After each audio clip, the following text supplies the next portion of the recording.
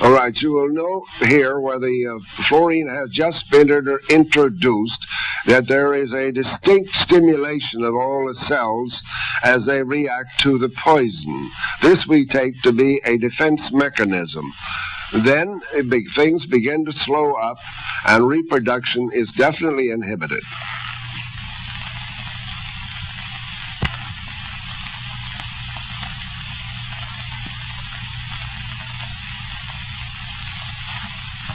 Here we have another demonstration of the destruction of cells by a perfusion of 1 part in 30 million.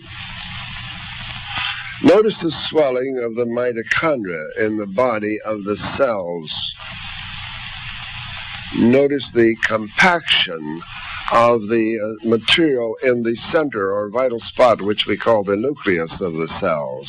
That too is evidence of injury. Note the swelling of the membranes around the cells. This makes it impossible for them to absorb foodstuff.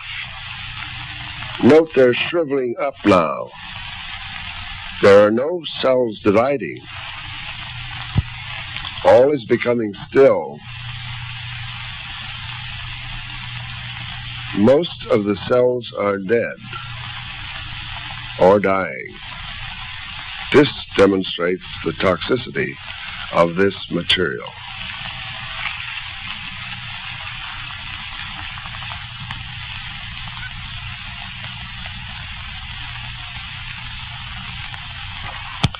In summary, I wish to make it very clear again that this film, which you have just seen, is a graphic record of what we and Drs. Berry and Trillwood have seen in our cultures when they were perfused with dilute solutions of sodium fluoride.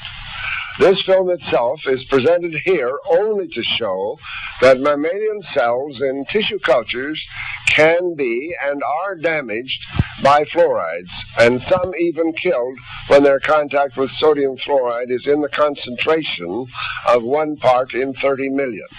And we do have photographic records showing almost the same thing in 1 part in 60 million. Poisonous sodium fluoride in these concentrations may not be toxic enough to kill the cells or to destroy an organ or possibly the individual himself. Nevertheless, in human bodies, such poisons are subtle, insidious, and if prolonged over months and years, as in this case where fluoridated water is being used, chronic disorders and upsets of function in 1 or more of the vital organs may ensue. Outward manifestations of such toxic effects may not be apparent at the time to the victim or to his physician. But the constant drinking of fluoridated water may bring about a gradual accumulation of damaged and scarred tissue in the various organs, resulting in the production of many vague complaints in some or in nearly all parts of the body. This makes it most difficult for the physician to diagnose unless one is very alert to the effects of fluoridated water and its consumption. To sum up all this, then, one is forced to conclude that the safety of fluoridation has not yet been proved. The experiments that you have just seen cast most serious doubt on the safety of fluoridation. We feel compelled to agree with the Congressional Committee on Food and Drugs and Chemicals, who, after extensive investigations under the Honorable James J. Delaney of New York, way back some years ago, 1952, questioned the safety of fluoridation and urged caution. And above all, they emphasized the need for more research, even before anyone would consider fluoridation. To all this, we most heartily do agree. The proponents of fluoridation have not produced this research. The safety of fluoridation still needs to be proved. And we who have made this film from over 24,000 photographs in continuity under the microscope at intervals of exactly 39 seconds between each film, bring you this demonstration of toxic effects of fluoridation. We have only begun our research into the effects of drinking fluoridated water. We ask for your support. So now that we've established, and it's admitted by the National Science Foundation study, which was recently completed, that fluoridating water does not reduce cavities. There's no modern evidence whatsoever that fluoridating water reduces cavities at all. So you have to ask the question, well, why are you still fluoridating water? Now, European countries have caught on very quickly. None of them fluoridate their water. Britain fluoridates about 60% of its water, and it forced fluoridation on Ireland. But the mainland European countries do not fluoridate water, do not allow it. But the United States, we still have the federal government and in collusion with the American Dental Association going to various cities, even small cities, using their pressure, their money, taxpayer money, to try to force local city councils to fluoridate the water. In the state of California, in fact, they've ordered the fluoridation of all waters in every city and village over 10,000 inhabitants, whether they vote to not fluoridate their water or not. So you have to ask the question, well, now that scientifically we've proven that fluoridating water has no effect on reducing cavities, why is the federal government spending so much money and effort to force fluoridation of the rest of the water supply? And even insisting that bottled water be fluoridated, that no one would have access to unfluoridated water except the elite. Well, if we look at the scientific studies on what is the effect of fluoridation, well, we know fluoridating water through a number of studies, some of which were ordered by the federal government itself in the earlier days, increases cancer risk.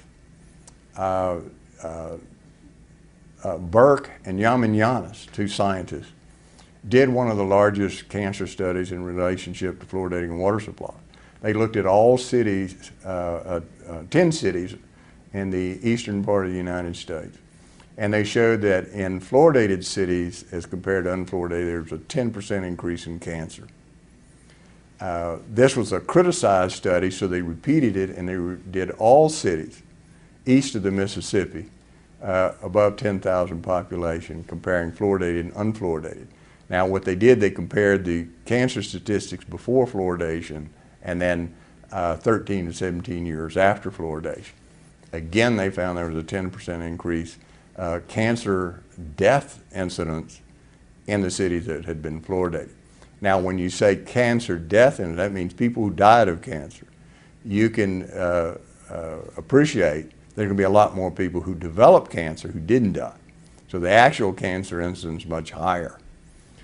This study was so impressive to some members of Congress, they ordered a study of this link to cancer through the Battelle Research Institute. These studies showed that, number one, it produced a number of types of cancer, one which was a very rare liver cancer, and it significantly increased the growth of cancer in people who already had cancers. Well, despite these studies, they're still fluoridating water. They found out it increased fractures, not only in the elderly, but in younger women. And it increased hip fractures in older men to a greater extent than the women. Well, a hip fracture in someone over 65 has a high mortality rate.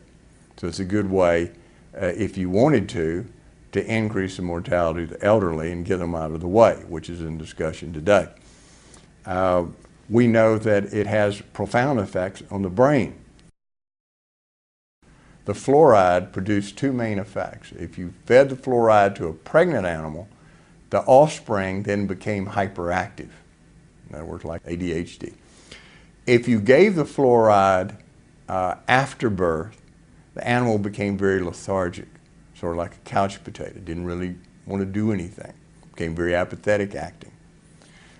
So this was a very clear effect with objective, computerized evaluation of the behavior of these animals. She used over 500 animals. She completed this research, and she also measured the fluoride levels in the animal's brain and found some very interesting things. It's that fluoride tends to accumulate in the part of the brain that controls behavior, particularly the hippocampus and the other limbic areas of the brain.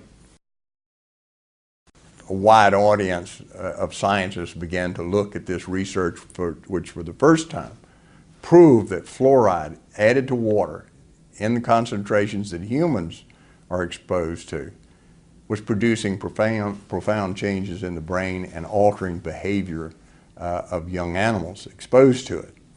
We have to realize at the time, women were adding fluoridated water to reconstitute the baby food. Well, over half of babies get reconstituted baby food. They're not breastfed. So this was tens of millions of babies were being exposed to concentrations of fluoride that were used in this experiment. Number one, we know that there's numerous health effects of adding fluoride to water. We know fluoride bioaccumulates in the human body. That means it just keeps getting higher and higher concentrations the more you drink water. If you want to produce the highest concentration of a mineral, you don't put it in the food, you put it in the water, because people drink a lot of water, particularly in warmer climates. So that produces the highest level of bioaccumulation, and that's what we were seeing. Well, Dr. Yamayanis did some studies and looked at the different tissues in the body, found out the highest accumulation was in the thyroid gland. It had been known that one way to reduce thyroid function was to put fluoride in the water, that it produced a significant hypothyroidism, or low function of the thyroid gland.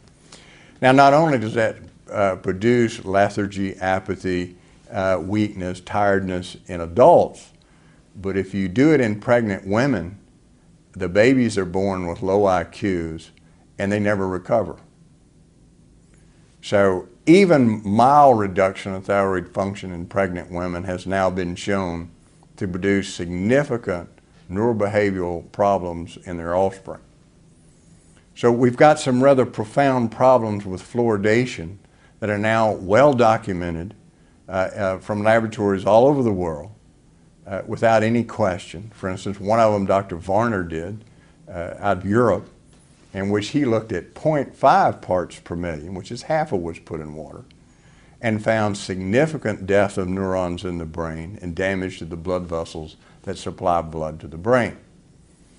He's a highly regarded researcher.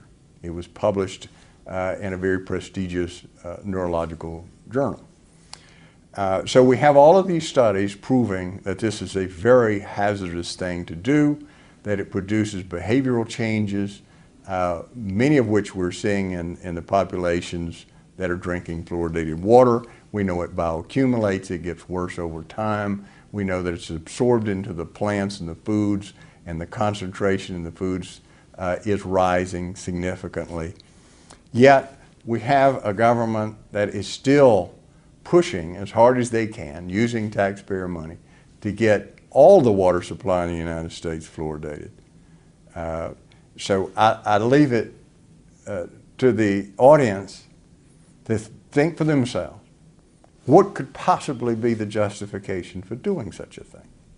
If you've demonstrated it doesn't reach its objective, that is reducing cavities, which everybody now has admitted, even the ADA has had to admit it, why is it still being added to the water?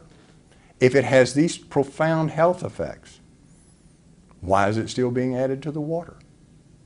And even the ADA had to admit recently that it is harmful to the baby's brain, and they put out a warning. Now, this is just on the government sites and on their own site. Women should not reconstitute their baby food with tap water that's fluoridated. Well, you don't see that as a headline in your newspaper. You don't see it on most major news TV stories, which would reach most women. It's just sort of kept under the cover so they can say, well, we did put out the warning. We just didn't make it a widespread warning. So a lot of women are still reconstituting their baby's infant formula with fluoridated tap water that even the ADA now admits is harmful to their brains.